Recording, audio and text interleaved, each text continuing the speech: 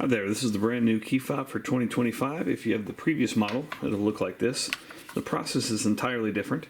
So if you have this fob, I've included a link up here that'll show you how to replace this battery. For this one, you're going to need a flat tip screwdriver, 3.0 work, and you're also going to need a 2032 battery. You can get these off Amazon. I've put a link below in the description that will take you straight there. First thing you want to do is remove this outer piece, press this button, and pull that out.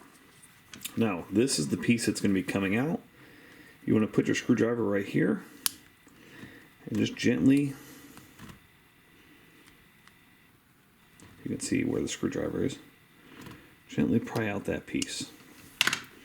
Now, you don't have to fully remove this. You can if you want, but you definitely don't have to gain access to the battery. Put your new battery in, positive side facing out, and then you want to just make sure that that's seated in there nicely. Give that a good press, make sure that's in there. Slide this back on. And you've got your red light and you're all set. Hope that was helpful. Make sure you hit that thumbs up button.